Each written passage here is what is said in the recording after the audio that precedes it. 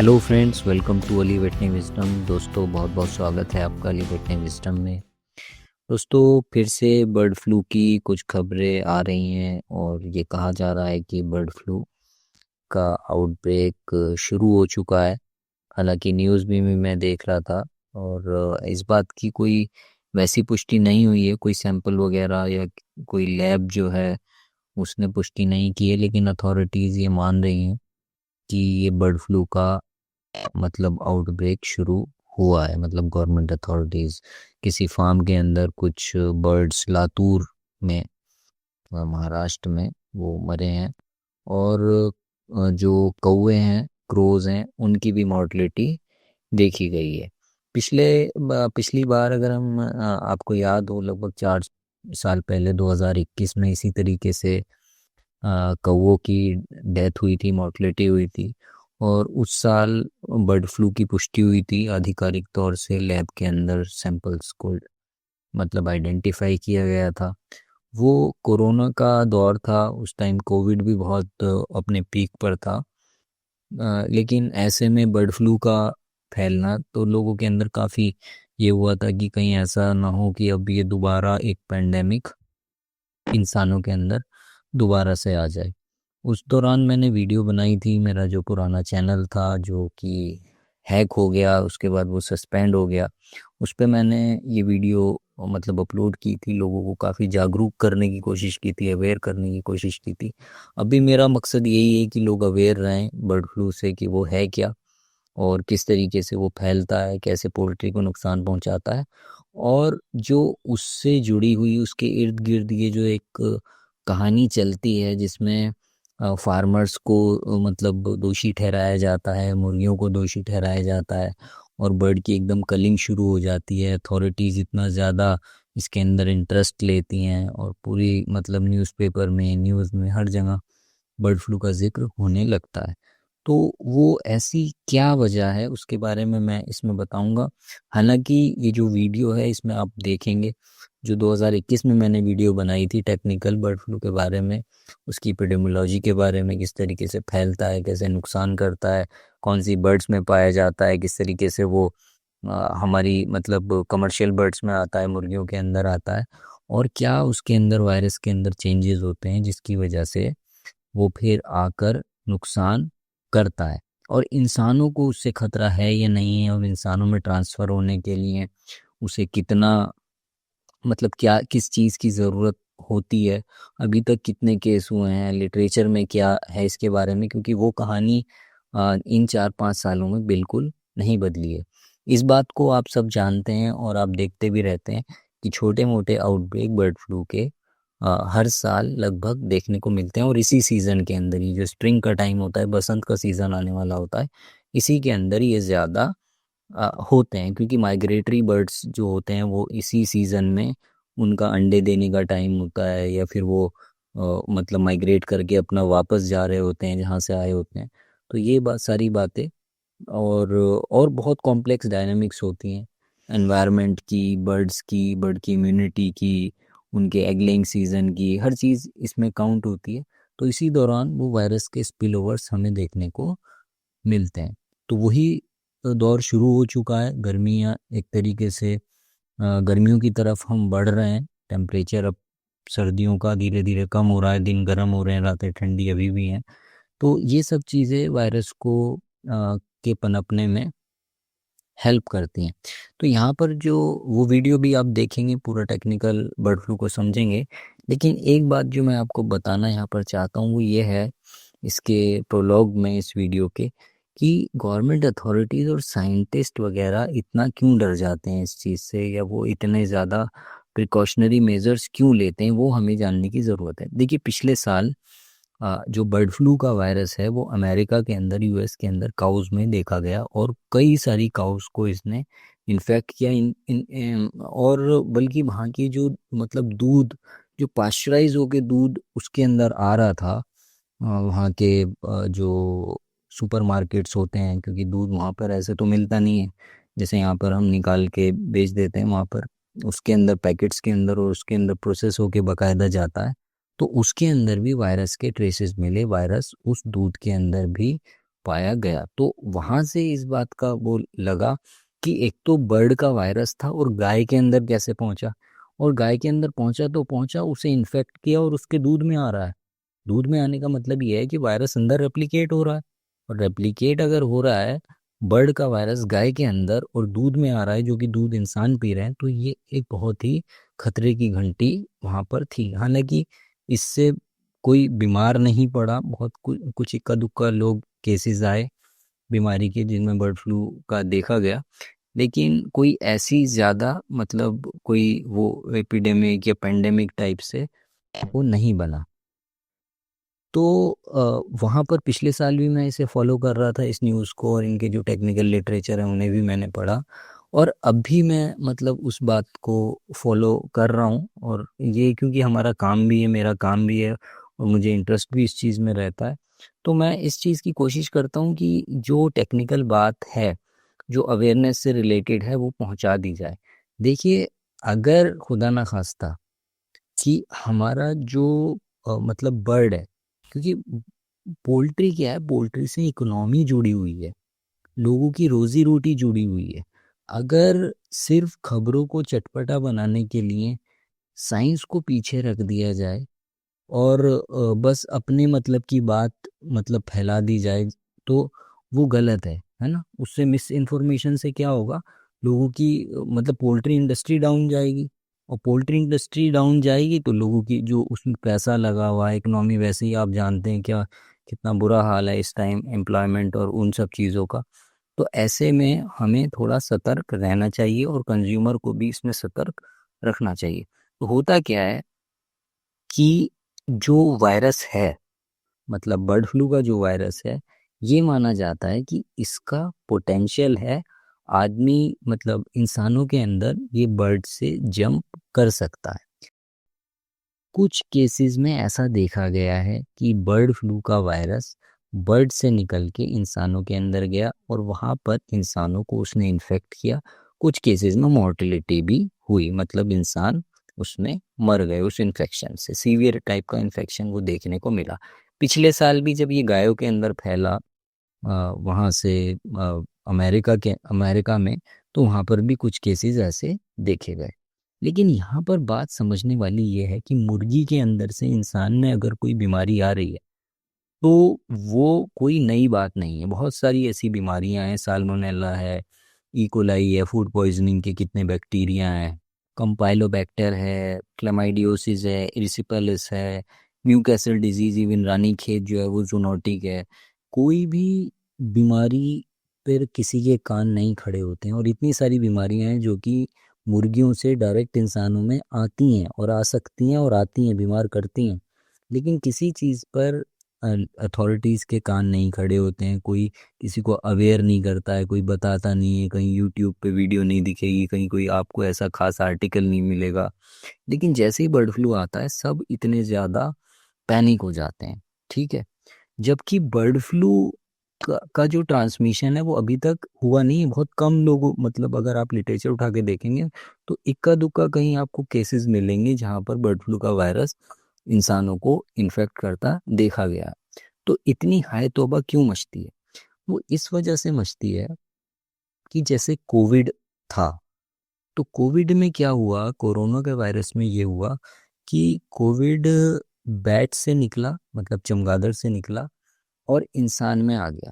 तो ये कोई मतलब इतनी खास बात तो थी नहीं, क्योंकि भाई अगर आप ये सोचें कि जैसे कुछ लोग हैं जो मतलब जंगलों में रहते हैं और चमगादड़ों के आसपास उन्होंने घर बनाए हुए हैं, या पालते हैं चमगादड़ों को, या उन्हें खाते भी हैं बैट्स को, ऐसी बहुत सी ट्राइब्स हैं। तो उन्हीं के अंदर वो वायरस अगर ऐसा है कि चमगादड़ से आता है तो उन्हीं को वो इन्फेक्ट करेगा, ठीक है। लेकिन हुआ क्या कोविड के केस में कि वो वायरस बैट से निकला और वेट मार्केट में, जहाँ पर ये जंगली जानवर बिकते हैं, इंसानों के कांटेक्ट में आते हैं, वहाँ उनका स्लॉटर भी होता है, मीट भी बिकता है, वहाँ पर वो वायरस इंसानों के कांटेक्ट में आया और उसने इंसान को मतलब एक तरीके से इन्फेक्ट किया। जब एक इंसान इन्फेक्ट हो गया उस वायरस से, तो वो वायरस उसमें नहीं रहा और उस एक इंसान ने दूसरे इंसान को इन्फेक्ट कर दिया। अब बैट तो बीच में से निकल गया, अब वो वायरस इंसान से इंसान में ट्रांसमिट होने लगा, एक इंसान से दूसरे इंसान को इन्फेक्ट करने लगा। ये सबसे बड़ी खतरे की घंटी वहां पर थी। ठीक है, पहली बार वो बैट से आया, लेकिन उसके बाद इंसान से इंसान में ट्रांसमिट होता गया और वो पूरा पेंडेमिक बन गया, पूरी दुनिया में वो फैल गया और आप लोगों ने देखा कि किस तरीके से उसने तबाही मचाई। बर्ड फ्लू के केस में ऐसा नहीं। बर्ड फ्लू के केस में क्या है कि बर्ड से इंसान के अंदर बीमारी आई है, इसकी पुष्टि हुई है, कई केसेस में हुई है, लेकिन वो फिर इंसान से दूसरे इंसान में ट्रांसमिट नहीं हुआ है, वायरस अभी तक नहीं हुआ है।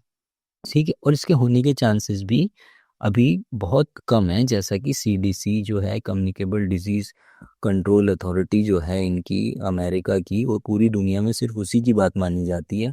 इवन डब्ल्यूएचओ को भी वही गाइड करती है। ठीक है, पूरी दुनिया का डेटा वायरसेस का और सब चीज़ों का उनके पास, उनके उसमें रहता है, आप गूगल करके उसे देख सकते हैं।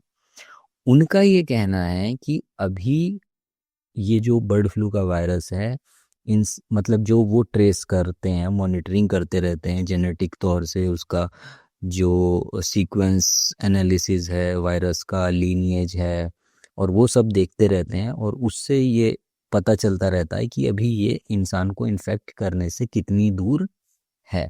तो अभी कोई बहुत खास उसमें मतलब बदलाव नहीं देखने को मिले हैं, लेकिन प्रिकॉशनरी तौर पर सीडीसी ने candidate virus already bird flu की वैक्सीन के तैयार किए हुए हैं इंसानों के लिए।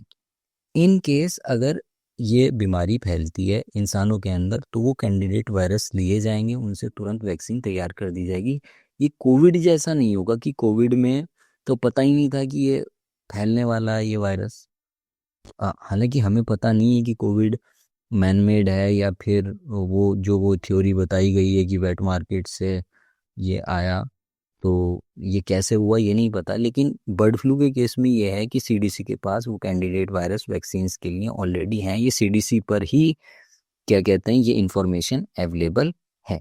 दूसरा पॉइंट ये है कि जो ड्रग्स हैं, जो दवाइयाँ हैं बर्ड फ्लू के लिए, वो भी तैयार हैं, एंटीवायरल ड्रग्स जैसे टेमीफ्लू है या उससे और एडवांस वर्जन्स उन्होंने बना लिए हैं। तो पूरी की पूरी मशीनरी या पूरी की पूरी एक सिस्टम जो है, वो बर्ड फ्लू अगर फैलता है तो उसके लिए तैयारी इनके पास पूरी है। और तो ये एक मैं आपको पर्सपेक्टिव बता रहा हूँ कि बर्ड फ्लू अगर पेंडेमिक बनता है, अभी तो है नहीं, मतलब उसके हिसाब से, लीनिएज के हिसाब से और जेनेटिक सीक्वेंसेस और जेनेटिक एनालिसिस के हिसाब से अभी बहुत दूर है वो, मतलब वायरस अभी कोई उसका वो नहीं है। लेकिन जिस तरीके से वो स्पीशीज जंप कर रहा है कि कभी गाय में हो गया, कभी कौवे के अंदर हो गया, कभी हंसों के अंदर देखने को मिलता है, कभी किसी एनिमल के अंदर देखने को मिलता है, इवन पोलर बेयर्स के अंदर इसने बर्ड फ्लू के वायरस ने इन्फेक्ट कर दिया, तो हो सकता है वो किसी दिन इंसानों के अंदर भी ऐसे ही ट्रांसमिट होके आ जाए। तो उस पॉइंट को लेकर गवर्नमेंट अथॉरिटीज या साइंटिस्ट चिंता मतलब उन्हें हो जाती है, डर जाते हैं और पोल्ट्री की कलिंग शुरू कर देते हैं। इसमें एक बात जो आपके लिए, एक कंज्यूमर के लिए जानने वाली है, वो ये है कि आपको मीट से, अंडे से, पोल्ट्री के डरने की ज़रूरत नहीं है। ठीक है, अगर, क्योंकि पूरी पोल्ट्री को तो आप नहीं मार सकते हैं ना, और अगर प्रॉपर वैक्सीनेशन हो रहा है तो उससे भी वायरस को सप्रेस किया जाता है।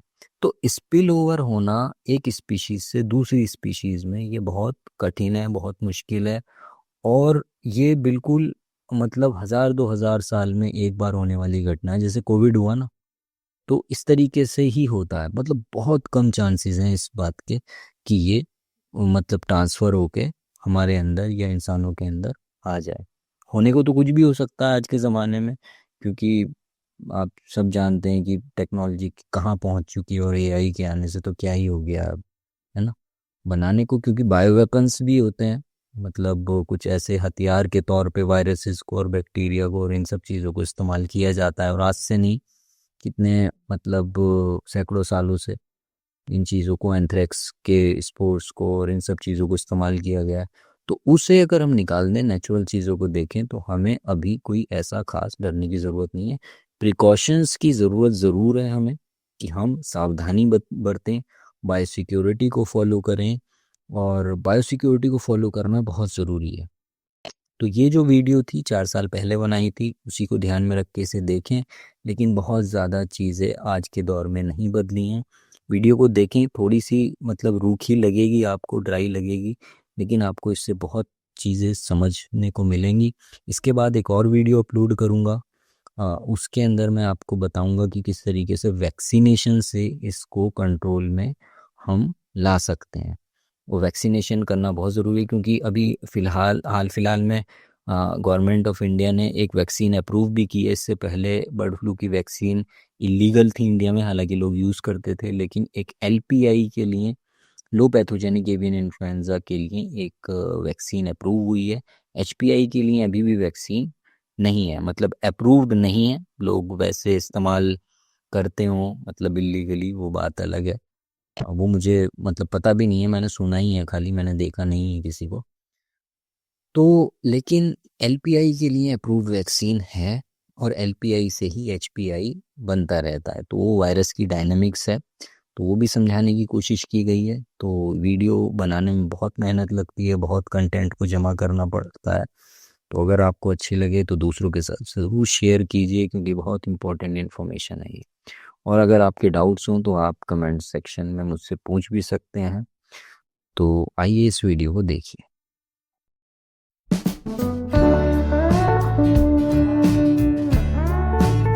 IMN Pyrophos offers a wide range of poultry health supplements that ensure your birds remain healthy and productive. Our proprietary herbal formulations are crafted for optimal and rapid results. We address nearly all poultry challenges, such as respiratory issues, with Rispose, a blend of peppermint oil, mulethi, and ginger that contains mucolytic compounds. Loose droppings in poultry, often caused by various factors, can be managed with our powerful combination of Septima, which tackles septic gut infections, and Remipro, which repairs the damaged gut and restores healthy microflora.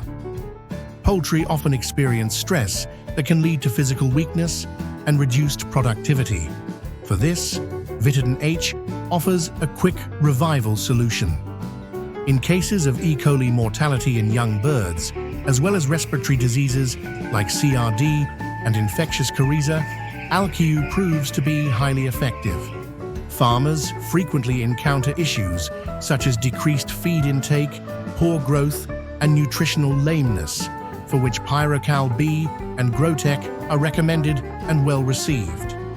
Viral infections causing immune breakdown are particularly challenging and often result in high mortality rates. Economic losses from these viral issues can be managed effectively with Viracon and Nexamune. Additionally, toxicity poses a significant threat to farmers, potentially undermining profits by gradually harming immunity and liver health or causing acute poisoning. In such cases, strong antioxidants and liver-supporting supplements like Silymarin, sorbitol, and licorice are essential, all of which are provided in high quantities by Hepisol DS to safeguard your birds. For seasonal challenges, Acetox Q10 is specifically formulated to alleviate winter ascites, while Coolant helps manage heat stroke during summer. Our unique product, Easy Brood, revitalizes chicks during brooding, giving them the strength to cope with transport-related stress. We also offer a downloadable preventive medicine schedule on our website. For pricing and home delivery, please visit our website at www.imnpyrophos.in, where you can place orders directly. For more information, feel free to WhatsApp us at 987-1584-101. Wishing you happy farming. Hello friends, welcome to Ali's veterinary wisdom. दोस्तों, हर साल की तरह इस बार भी bird flu India में आ गया है, और काफ़ी खबरें इसकी आ रही हैं। कई स्टेट्स में पॉजिटिव सैंपल मिले हैं वाइल्ड बर्ड्स में से, लेकिन कोई डोमेस्टिक पोल्ट्री का अभी तक कोई केस सामने नहीं आया है। तो दो स्ट्रेन्स यहाँ पर मिले हैं, H5N8 और एक H5N1। तो ये H और N क्या है, ये किस तरीके से मतलब बर्ड फ्लू फैलता है, आम आदमी को इसमें क्या जानना चाहिए, पोल्ट्री फार्मर को किन चीज़ों का ध्यान रखना चाहिए, और अथॉरिटीज़ और साइंटिस्ट इतना डर क्यों जाते हैं जब बर्ड फ्लू फैलता है। बर्ड फ्लू कोई नई बीमारी नहीं है, और पूरे साल पोल्ट्री फ्लॉक्स में और इवन वाइल्ड बर्ड्स में बर्ड फ्लू का वायरस रहता है, सर्कुलेट करता रहता है। लेकिन अचानक से मॉर्टलिटी क्यों होने लगती है, और वाइल्ड बर्ड्स में, और बसंत जैसे जैसे आता है, सर्दियाँ जाने वाली होती हैं, उसी टाइम इसके केसेस क्यों आते हैं, तो वो देखने वाली बात है। जहाँ तक चिकन खाने का और अंडे खाने का सवाल है, मैं खुद ही मतलब चिकन और अंडे रेगुलरली ले रहा हूँ। इनफैक्ट बर्ड फ्लू को आए हुए अब लगभग 15 दिन हो चुके हैं। तो मेरी फैमिली में भी हम लोग सब चिकन खा रहे हैं, क्योंकि एक मिथ है कि बर्ड फ्लू के टाइम में चिकन नहीं खाना चाहिए, जबकि ये वेल डॉक्यूमेंटेड है कि प्रॉपरली कुक हुआ चिकन से खाने से कोई परेशानी नहीं होती है। और ये गवर्नमेंट ऑफ इंडिया का भी एक जो नोट आया है उनकी तरफ से, मिनिस्ट्री की तरफ से, उसमें भी लिखा है कि पोल्ट्री प्रोडक्ट के कंजम्पशन से कोई मतलब प्रॉब्लम नहीं होती है, नहीं फैलता है उस तरीके से। तो इसी के बारे में, इन चीज़ों के बारे में हम इसमें जानेंगे कि हर साल मतलब क्यों आता है बर्ड फ्लू, कहाँ से आ जाता है, चिकन खाने से ये होता है या नहीं होता है। नहीं होता है वो मैं पहले ही बता रहा हूँ आपको। बाकी ये फैलता कैसे है, एच और एन क्या होता है, इसमें डिनोट क्यों किया जाता है, और कोरोना से किस तरीके से ये डिफरेंट है। तो सबसे पहले ये जो खबरें आई थी, ये आई थी कि जो कौवे हैं, क्रोज़ हैं राजस्थान में या फिर मध्य प्रदेश में, वहाँ पर उनकी डेथ हुई है, और कई सारे कौवे मरे मिले हैं एक ही जगह पर। अब एक ही जगह पर क्यों इतने सारे, क्योंकि कौवे इस तरीके के झुंड में तो रहते नहीं हैं। वो एक जगह इतने कौवे क्यों मरे मिले हैं, ये भी एक मतलब सवाल अपने आप में है। बहरहाल इनको जब टेस्ट किया गया तो इनके अंदर से H5N8 जो वायरस का स्ट्रेन है वो मिला। फिर हिमाचल प्रदेश में भी कुछ जो वाइल्ड बर्ड्स थे वहाँ पर मरे हुए पाए गए, जो माइग्रेटरी बर्ड्स होते हैं। पोंग डैम करके एक जगह है वहाँ पर, तो वहाँ पर से जो सैंपल कलेक्ट हुए और उन्हें स्क्रीन किया गया तो वहाँ पर H5N1 मिला है। तो दो स्ट्रेन्स हैं, एक H5N8 है और एक H5N1 है। तो इनका क्या मतलब है वो हम आगे देखेंगे। तो सबसे पहले कुछ पॉइंट्स जो बर्ड फ्लू के बारे में है वो आप जान लें यहाँ पर, और पोल्ट्री मार्केट को किस तरीके से इफ़ेक्ट करता है। बर्ड फ्लू जो है वो एंजूटिक है इंडिया में, मतलब ये बार बार आता रहता है, रीअपियर होता रहता है every now and then country में, एक फॉर्म में या दूसरी फॉर्म में। तो बर्ड फ्लू कोई नई चीज़ नहीं है, हमेशा पोल्ट्री फ्लॉक्स में ये रहता है। तो ये दो फॉर्म में मिलता है, LPI है और एक HPI है। ये आगे हम देखेंगे कि ये क्या होता है। तो इनकी फॉर्म में हमेशा पोल्ट्री फ्लॉक्स में सर्कुलेट करता रहता है, एंजूटिक होता है। जब ये कहा जाता है कि इंडिया बर्ड फ्लू फ्री हो गया है, इसका मतलब ये होता है कि एक पर्टिकुलर स्ट्रेन जो कि ह्यूमन में इन्फेक्शन करने के लिए का पोटेंशियल रखती है, बहुत रेयरली करती है लेकिन पोटेंशियल रखती है, उसको अगर वो नहीं मिलता है सैंपल्स में जो कलेक्ट किए जाते हैं, तो ये कहा जाता है ये बर्ड फ्लू फ्री हो गई ये कंट्री। लेकिन टेक्निकली बर्ड फ्लू फ्री कोई भी पोल्ट्री प्रोड्यूसिंग एरिया कभी नहीं होता है। तो इंडिया लगभग 2000 फरवरी 2006 तक बर्ड फ्लू नहीं था यहाँ पर, एवियन इन्फ्लुएंजा नहीं देखा गया था, मतलब वो वाला नहीं देखा गया था जिसमें बहुत ज़्यादा मॉर्टलिटी। लेकिन उसके बाद से क्या हो गया है कि जो 2006 का जो पीरियड था उसके बाद से हर साल कुछ ना कुछ केसेस इसके इंडिया में रिपोर्ट होने लगे हैं। इवन पिछले साल मार्च जो गया है उसमें 2020 में और जून में भी, इसमें भी दो आउटब्रेक रिपोर्ट हुए थे। अगर आप चाहें तो गूगल करके देख सकते हैं। तो उसमें भी बर्ड फ्लू और यही वाले स्ट्रेन्स मिले थे, मतलब H5 और H7 वाले स्ट्रेन्स उसमें मिले थे। तो वो आउटब्रेक हुए थे लेकिन वो दब गए, क्योंकि उस टाइम कोरोना फैला हुआ था तो लोगों ने उस पर ज़्यादा ध्यान नहीं दिया। तो इस वजह से लेकिन अब दिसंबर में दोबारा कुछ आउटब्रेक्स देखने को आए हैं वाइल्ड बर्ड्स के अंदर। जो डोमेस्टिक पोल्ट्री है उसका कोई अभी तक कोई रिपोर्ट नहीं मिली है कि उसमें भी ये आउटब्रेक हुआ हो। तो कोरोना ने, जैसा हमने देखा कि कोरोना पूरी पोल्ट्री इंडस्ट्री को शटर कर चुका है, फार्मिंग को 2020 की शुरुआत में। लेकिन उसके बाद पोल्ट्री सेक्टर ने काफ़ी स्ट्रांगली रिकवर किया। जितने भी लॉसेस थे लोगों के, जो जिन्होंने पोल्ट्री को कंटिन्यू किया उन्होंने अच्छे खासे प्रॉफिट्स उसके बाद कमाए, और जिनकी पूंजी ख़त्म हो गई थी, जिनके फार्म्स ख़त्म हो गए, बंद कर दिए, उन्हें तो खैर नुकसान वो हुआ। तो सप्लाई बेसिकली जो कोरोना के बाद जो सप्लाई चेन थी वो बहुत ही रेस्ट्रिक्टेड हो गई।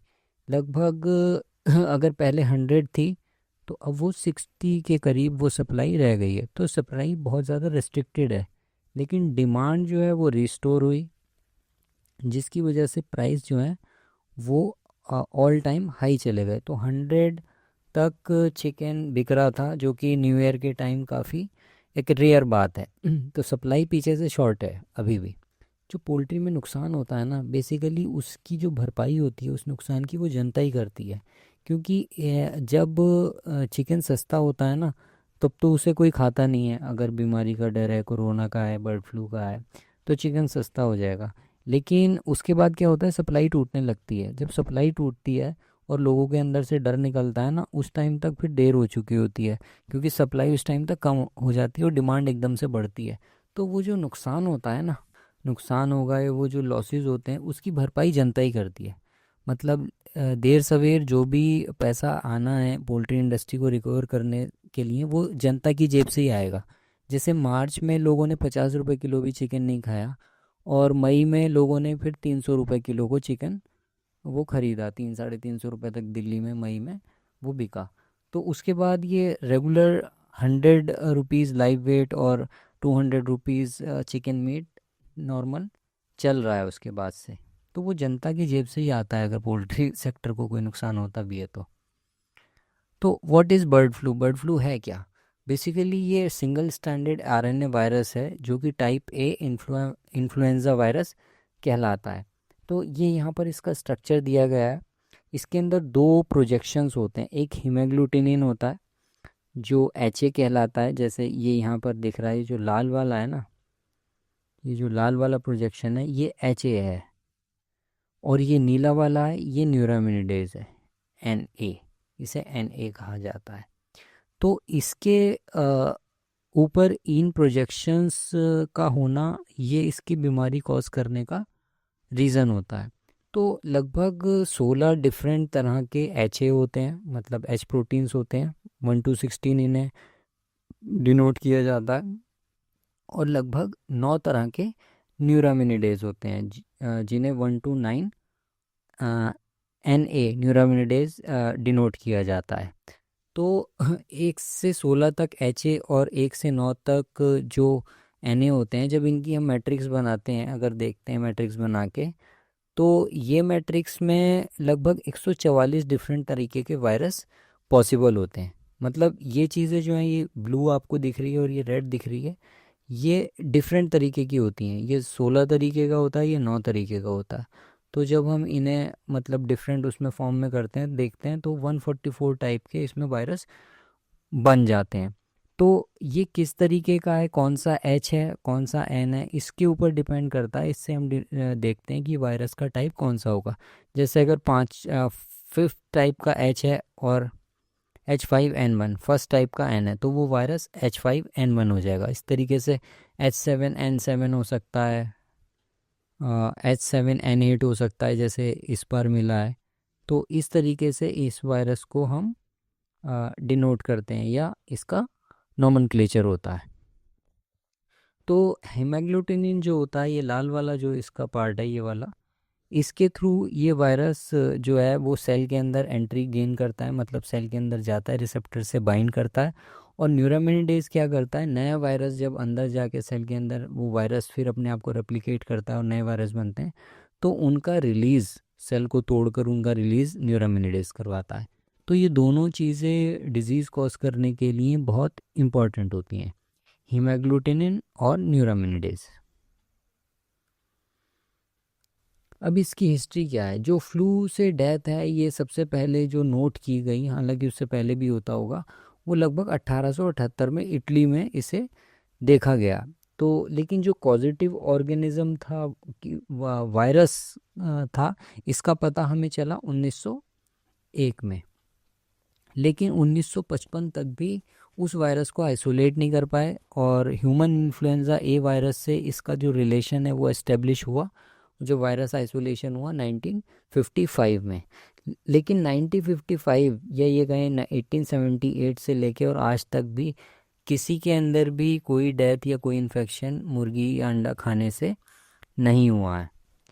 तो बेसिकली जो फ्री फ्लाइंग एक्वेटिक बर्ड्स होती हैं, जो पानी में रहने वाले जो परिंदे होते हैं, चिड़िया होती हैं, यहाँ पर ये ब्लैक कॉर्मोरेंट या जिसे वाटरफॉल भी कहते हैं का फ़ोटो है। ये वाटरफॉल इसका रिजर्वायर माना जाता है। ये इसी तरीके की जो बर्ड्स हैं उनके अंदर जो एवियन इन्फ्लुएंजा या बर्ड फ्लू का वायरस रहता है, और इनके अंदर कोई सिम्टम नहीं दिखता, इनके अंदर कोई लक्षण उसके नहीं दिखते हैं, इनके अंदर पड़ा रहता है, इनकी पॉपुलेशन में वो घूमता रहता है। तो ये नेचुरल होस्ट होते हैं। इसके नेचुरल होस्ट का मतलब है कि जिसके अंदर वायरस या पैथोजन रहता है लेकिन उसे बीमार नहीं करता है। तो बेसिकली एक डायनेमिक साइकिल चलता है इस इन्फेक्शन का with in aquatic avian species. जो एक्वेटिक बर्ड्स होती हैं उनके बीच में, वो बेसिकली माइग्रेटरी बर्ड्स होती हैं हमेशा, और जो डोमेस्टिक बर्ड्स होती हैं ना, ये पोल्ट्री जिसे कहते हैं, पोल्ट्री है, चिकन है, टर्की है, डक्स है, उनके बीच में ये जो इन्फेक्शन है ये इसकी साइकिल चलती रहती है। तो कभी कभार क्या होता है, इस इन्फेक्शन की साइकिल में कुछ वायरसेस स्पिल ओवर होते हैं, मतलब बाहर निकल के आ जाते हैं एक्वेटिक बर्ड से पोल्ट्री के अंदर। तो ये बेसिकली स्पिल ओवर होता है इनके बीच में। ये आसान भाषा में हम समझ सकते हैं कि ये वायरस जो है, ये इन्फेक्शन है, ये चलता रहता है पोल्ट्री के बीच में और वाइल्ड बर्ड्स के बीच में, डोमेस्टिक पोल्ट्री और वाइल्ड बर्ड्स के बीच में। लेकिन कभी कभी एक कुछ स्पिल ओवर हो जाता है, मतलब इनका जैसे ये कप है, इसके अंदर ये वायरस भरा हुआ है, तो ये बाहर निकल के आ जाता है। और वो वायरस जो होता है वो काफ़ी इन्फेक्टिव होता है, वो या तो वाइल्ड बर्ड को भी में भी डिजीज़ कॉज कर सकता है, और वो पोल्ट्री में भी डिजीज़ कॉज कर सकता है। तो रिजर्वायर बेसिकली क्या होते हैं कि जो वो स्पीशीज़ होती हैं जिनके अंदर वायरस रहता है लेकिन बीमारी कॉज नहीं करता। तो इन्फ्लुएंजा वायरस की जो होस्ट रेंज है वो बहुत ज़्यादा है, उसमें ह्यूमंस भी आते हैं, swine, horses, chickens, turkeys and wild birds. तो इनके अंदर इन्फ्लुएंजा वायरस रहता है। तो अलग अलग तरीके के इन्फ्लुएंजा वायरस होते हैं, टाइप होते हैं इनके, या टाइप ए है या बी है या सी है। तो जो एवियन इन्फ्लुएंजा वायरस है वो टाइप ए वायरस है। तो इन पॉपुलेशंस के अंदर ये एंडेमिक होता है। एंडेमिक का मतलब हमेशा वायरस प्रेजेंट रहता है। और जो इसके नेचुरल होस्ट होते हैं और जो रिजर्वोयर होते हैं इस वायरस के, वो डक्स हैं, बेसिकली गर्ल्स हैं और शोर बर्ड्स हैं।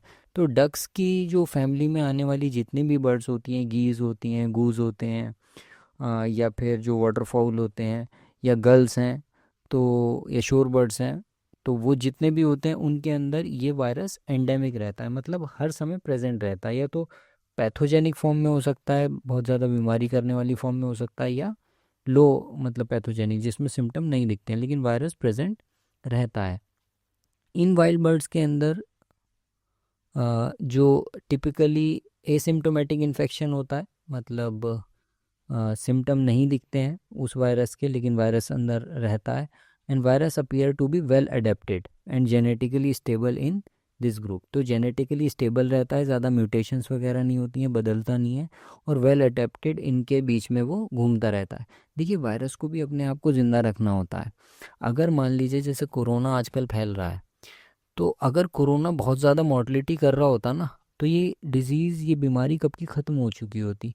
क्यों? क्योंकि जिसके अंदर वो वायरस जा रहा था वो उसका डेड एंड बन जाता, और वो तो इंसान मर ही जाता, तो फिर वो दूसरों को थोड़ी फैलाता। तो ये कोरोना के ज़्यादा फैलने की वजह ये है कि वो मॉर्टलिटी कम कर रहा है, बीमार कम कर रहा है, तो वो अपने आप को स्टेबल बना रहा है पॉपुलेशन के अंदर। तो इसी तरीके से वायरस भी इसी तरीके से काम करते हैं। जब ये पहली बार किसी स्पीशीज़ में आते हैं ना, तब तो ये मॉर्टलिटी करेंगे, लेकिन जब उस स्पीशीज़ का पार्ट बन जाते हैं तो वहाँ पर ये जाकर अडेप्ट हो जाते हैं और स्टेबल हो जाते हैं। तो हाउएवर व्हेन इन्फ्लुएंजा वायरसेस, लेकिन जब ये क्रॉस करते हैं, जैसा मैंने बताया, एबरेंट स्पीशीज़, जैसे है तो पोल्ट्री का या है वो हॉर्सेस का, लेकिन ह्यूमंस में आ जाता है, लेकिन स्वाइन में आ जाता है या उसमें आ जाता है, तब ये वायरस अपने आप को चेंज करते हैं rapidly to adapt new host and efficient replication और ट्रांसमिशन उनके अंदर हो सके। लेकिन उस ट्रांजिएंट पीरियड में उसमें काफ़ी ज़्यादा मतलब नुकसान पहुंचा सकते हैं। ज़रूरी नहीं है कि पहुंचाएं, लेकिन कभी कभार उसमें नुकसान पहुंचा भी सकते हैं।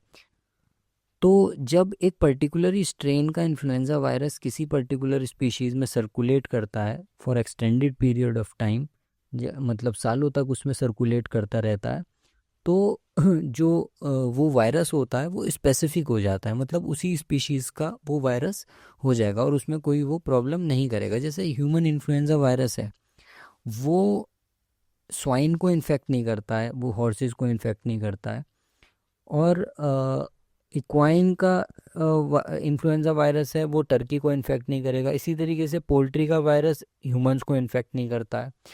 तो ये एक जर्नल रूल है कि वो होस्ट को अडेप्ट कर लेता है इन्फ्लुएंजा वायरस और एक स्पीशीज़ में बना रहता है। लेकिन ये चीज़ कभी कभी टूट भी जाती है, और जब वो टूटती है तो क्या होता है, तब वो प्रॉब्लम मतलब क्रिएट होती है।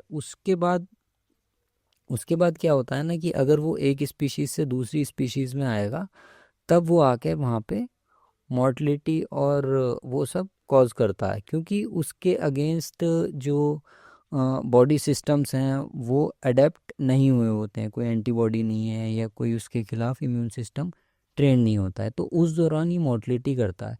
तो फिर उसके बाद हर्ड इम्यूनिटी और वो सब बन जाती है। उस सब के बारे में अब कोरोना क्योंकि आ गया है तो सभी जानते हैं।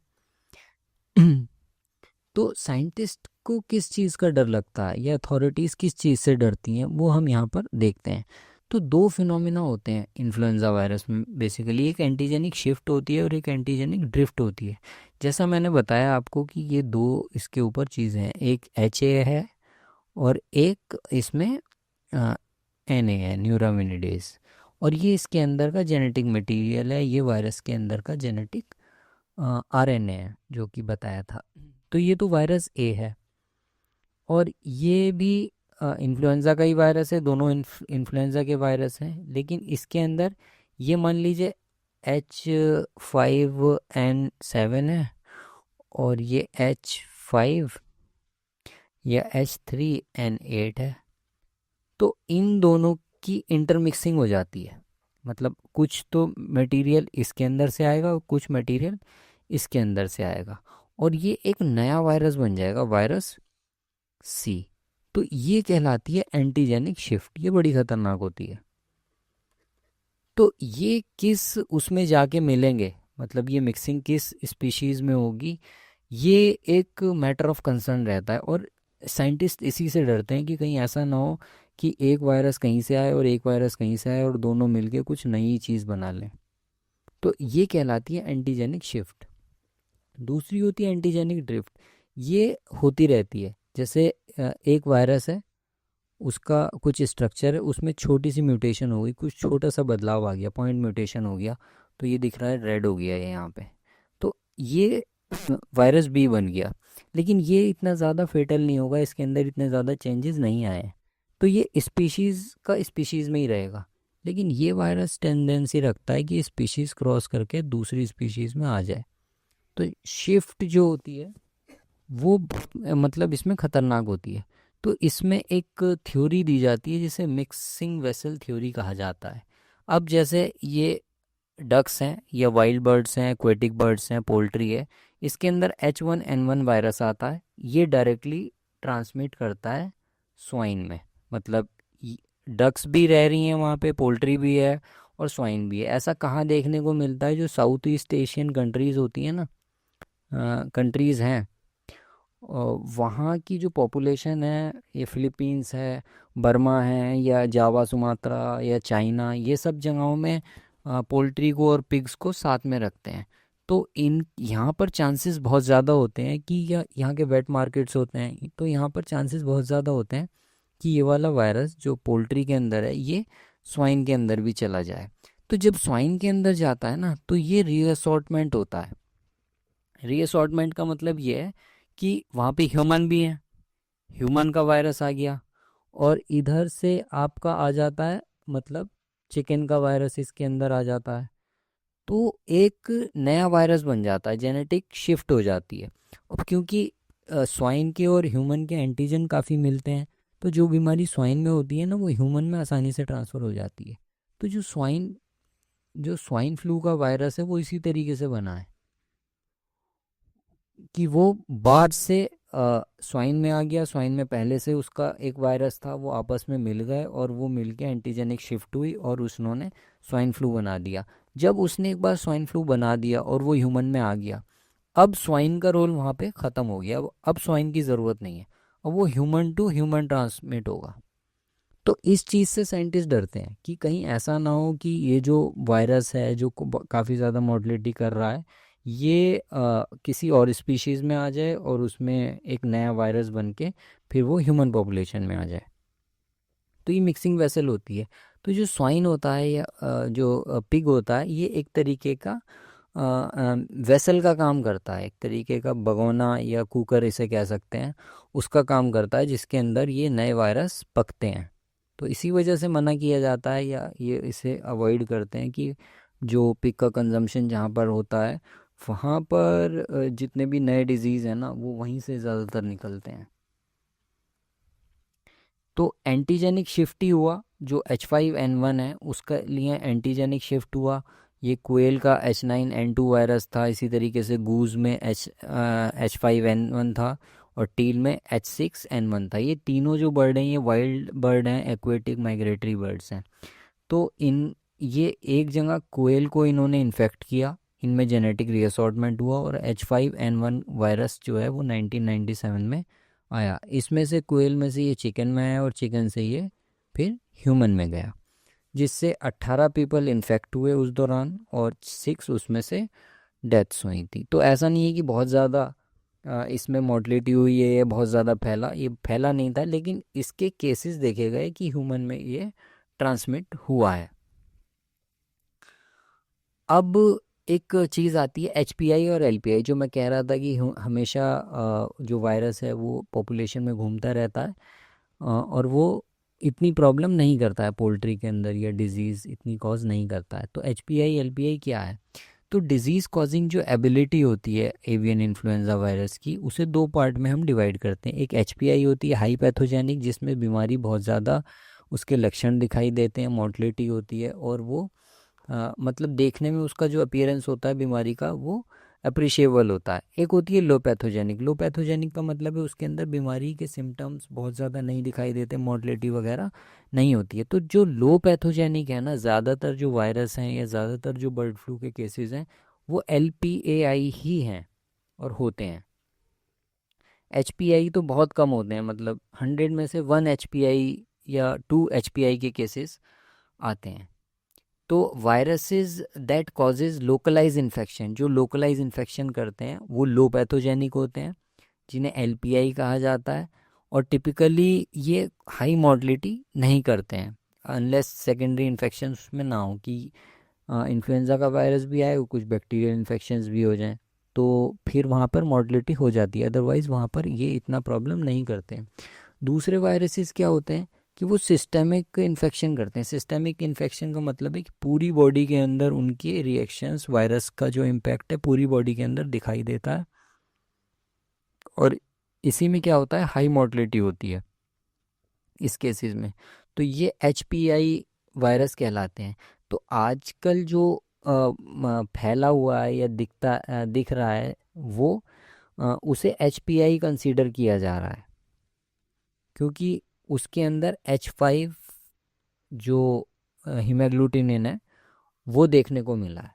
तो H5 जो होता है वो काफ़ी पैथोजेनिक होता है बर्ड्स के लिए, और ये ट्रांसमिटिंग एबिलिटी भी रखता है ह्यूमंस के अंदर।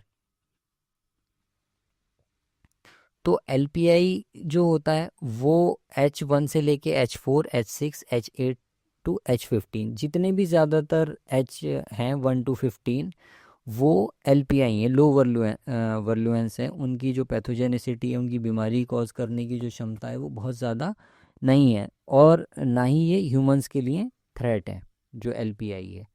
और हमारे अंदर भी ये ह्यूमंस के अंदर भी बीमारी नहीं करते हैं। लेकिन HPI जो है वो मतलब पोल्ट्री के अंदर भी बहुत ज़्यादा नुकसान पहुंचाते हैं, बर्ड्स के अंदर भी बहुत ज़्यादा नुकसान पहुंचाते हैं, और पोटेंशियल रखते हैं कि वो ह्यूमंस को भी इन्फेक्ट कर दें अगर ह्यूमन डायरेक्ट उस पोल्ट्री के कांटेक्ट में आए।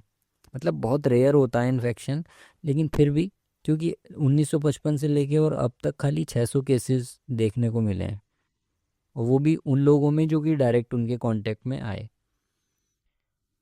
तो फॉर अननोन रीजंस जो HPI वायरसेस हैं वो सिर्फ H5 और H7 सब टाइप्स तक ही रेस्ट्रिक्टेड हैं। तो जितने भी केसेस हैं ज़्यादातर H5 और H7 इन्फ्लुएंजा वायरस के, वो देखने को इसी से मिलते हैं, मतलब हाई पैथोजेनिक।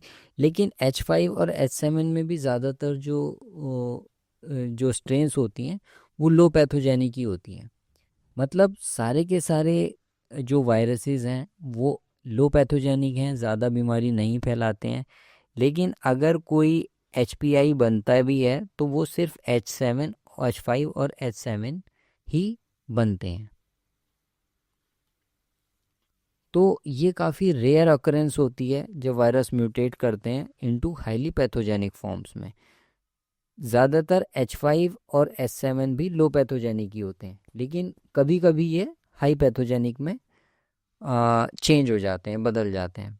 तो ऐसा होता क्यों है? Why some viruses become HPI from LPI, कि लो पैथोजेनिसिटी से हाई पैथोजेनिसिटी में क्यों कन्वर्ट हो जाते हैं? बीमारी नहीं कर रहे थे लेकिन करने लग जाते हैं।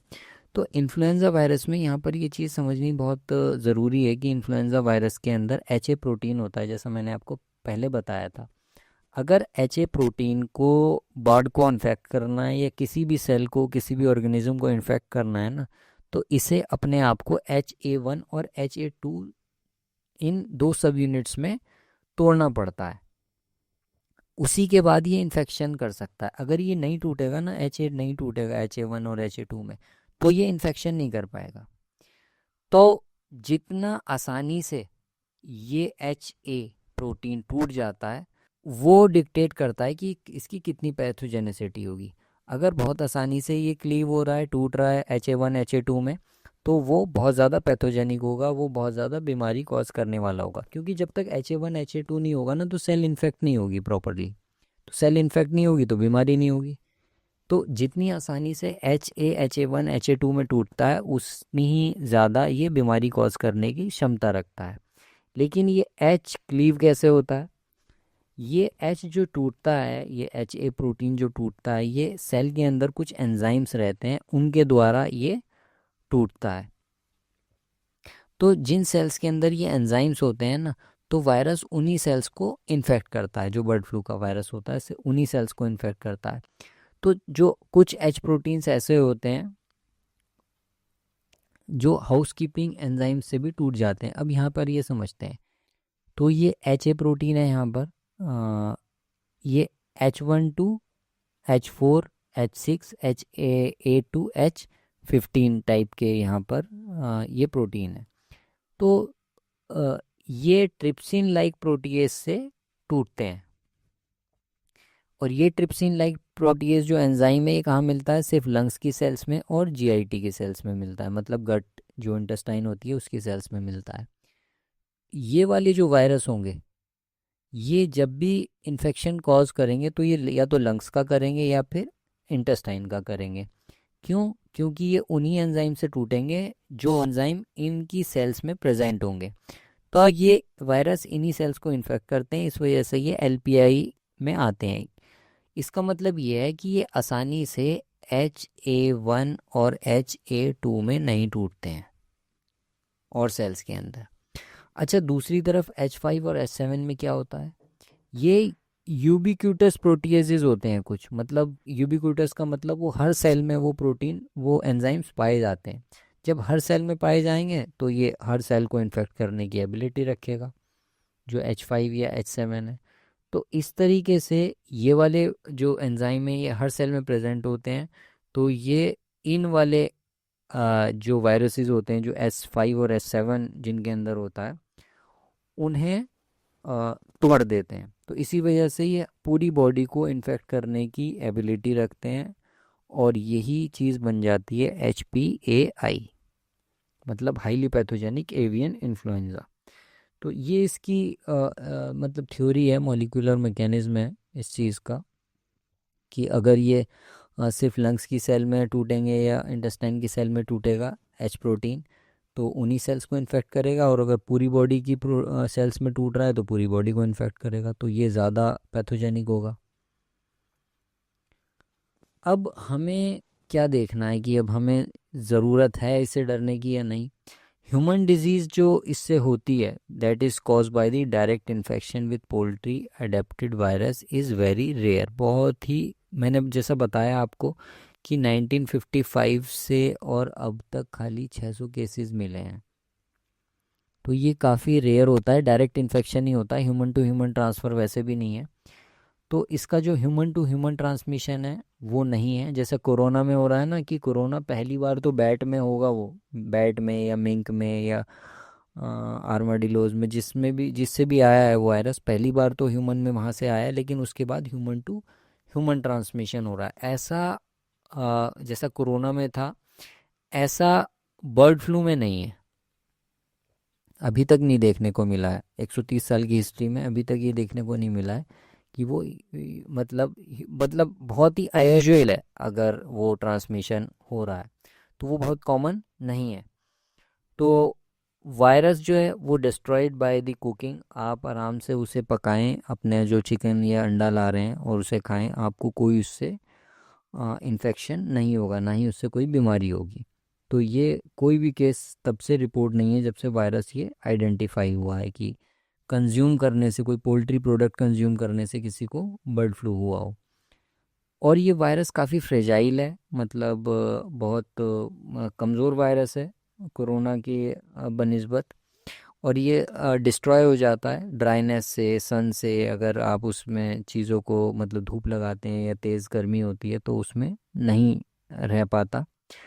और 1955 से अब तक सिर्फ 6 जो केसेस हैं, 600 केसेस ही ह्यूमन में रिपोर्ट हुए हैं, या इससे मतलब 600 के अराउंड ही केसेस हैं जो कि रिपोर्ट हुए हैं 1955 से लेके अब तक। तो और कोई भी अभी तक कमर्शियल पोल्ट्री में इंडिया में जो ये आउटब्रेक प्रेजेंट है, इसमें अभी तक कमर्शियल पोल्ट्री में कोई भी केस रिपोर्ट नहीं हुआ है। और ये स्प्रेड एयर के थ्रू नहीं होता है, जैसे कोरोना वायरस एयर के थ्रू स्प्रेड होता है, तो इसका लिटिल सिग्निफिकेंस है। ये होता तो है लेकिन बहुत कम सिग्निफिकेंस है। जब ये पोल्ट्री से ही उसमें रेयरली जा रहा है और ह्यूमन टू ह्यूमन इसका इतना ट्रांसमिशन नहीं है, तो एयरबोर्न डिजीज़ का कोई बहुत ज़्यादा सिग्निफिकेंस नहीं रह जाता है। तो ये कुछ बातें थी बर्ड फ्लू से रिलेटेड, और इसमें जो मेरा मेन मकसद था बताने का वो यही था कि HPI और LPI में क्या डिफरेंस है। और ये मैं बताना इसमें चाहता था कि ये एवियन इन्फ्लुएंज़ा कोई नई चीज़ नहीं है, हमेशा पोल्ट्री की पॉपुलेशन में घूमता रहता है और आप लोगों को इतना ज़्यादा इससे डरने की ज़रूरत नहीं है। हाँ, पोल्ट्री फार्मर्स को इससे थोड़ा सा सतर्क रहना चाहिए और बायोसिक्योरिटी मेजर्स बढ़ाने चाहिए, प्रॉपर मैन्योर का डिस्पोजल करें, जो मोर्टलिटी है बर्ड्स की उन्हें ऐसे बाहर ना फेंक दें खुले में, उन्हें दबाएं प्रॉपरली, और कुत्ते को या कौवों वगैरह को उन्हें ना डालें।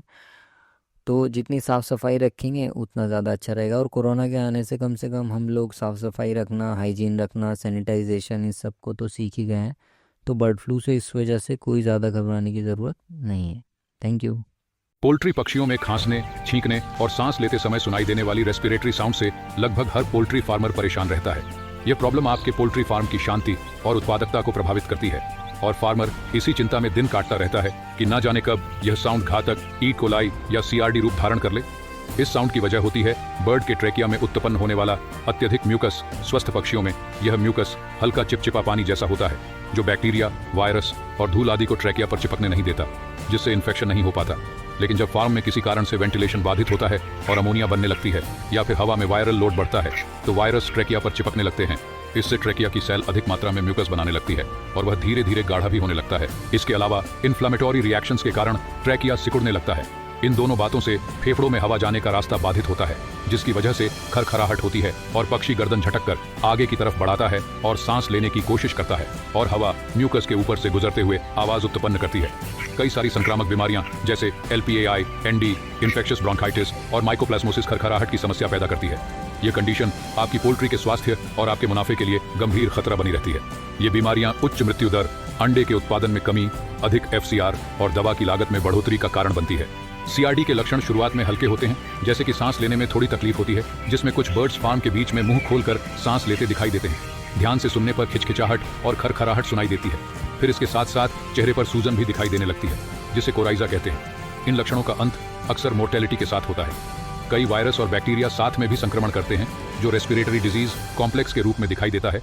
इस बीमारी में किसान आर्थिक रूप से अभूत नुकसान उठाता है, इसलिए सटीक निदान और उपचार बेहद जरूरी हो जाता है। अपने पोल्ट्री फ्लॉक को CRD से बर्बाद होते ना देखें। आज ही रेस्पोज का इस्तेमाल करें। रेस्पोज एक नया और क्रांतिकारी समाधान है जो पोल्ट्री में CRD द्वारा उत्पन्न आवाज संबंधित समस्याओं से निपटने में मदद करने के लिए बनाया गया है। रेस्पोज रेस्पिरेटरी साउंड की समस्या को रोकने और उसका इलाज करने में काफी प्रभावी है, क्योंकि रेस्पोज ट्रेकिया के गाढ़े म्यूकस को पतला करता है और संकुचित ट्रेकिया को खोलने में मदद करता है, जिससे ट्रेकिया में हवा का प्रवाह सुचारू होता है और साउंड की प्रॉब्लम कम हो जाती है। रेस्पोज का एडवांस फार्मूला पानी में आसानी से घुलने वाले लिक्विड के रूप में बनाया गया है, जिसे पीने के पानी में मिला कर दिया जाता है। रेस्पोज CRD से संबंधित लक्षणों में कमी करता है, रेस्पिरेटरी साउंड को कम करता है, मोर्टेलिटी की दर को कम करने में मदद करता है, एंटीबायोटिक्स के काम करने की क्षमता को बढ़ाता है और इससे FCR में सुधार देखने को मिलता है। CRD को अपने पोल्ट्री व्यवसाय में रुकावट न डालने दें। अपने निवेश की सुरक्षा करें और रेस्पोज के जरिए अपने पोल्ट्री फ्लॉक के स्वास्थ्य को बनाए रखें। रेस्पोज हर पोल्ट्री फार्म के लिए एक जरूरी सप्लीमेंट है। आज ही मंगाएं। हैचरी में अंडों से निकलने के बाद चिक्स एक अत्यंत लंबी और तनावपूर्ण प्रक्रिया से गुजरते हैं, जो नए पैदा हुए चिक्स के लिए काफी नुकसानदेह सिद्ध हो सकती है। उसके बाद चूजे लंबी यात्राएं करके आपके फार्म तक डब्बा बंद स्थिति में पहुंचते हैं। यह सब चिक्स के लिए बहुत अधिक स्ट्रेस वाला समय होता है। इस स्ट्रेस के कारण अलग अलग तरह की दिक्कतें देखने को मिलती हैं, जैसे चूजे की नाभि में विकार उत्पन्न हो जाते हैं, लेमनेस देखने को मिलती है, डिहाइड्रेशन होता है, गाउट के लक्षण दिखते हैं, जो अंत में योक सैक डिजीज का कारण बनते हैं। स्वस्थ चिक्स ही एक प्रॉफिटेबल पोल्ट्री की बुनियाद बनते हैं। इस सबके समाधान के तौर पर हम आपके लिए लाए हैं इजी ब्रूड, जो ट्रांसपोर्ट स्ट्रेस और डिहाइड्रेशन को कम करता है, योक सैक डिजीज की संभावनाएं घटाता है, सैटेलाइट सेल्स की गतिविधि बढ़ाता है और इसके बाद गुड़ और सोडा देने की आवश्यकता नहीं रहती। यह उत्पाद हमारी वेबसाइट और इंडिया मार्ट पर उपलब्ध है। अभी ऑर्डर करें।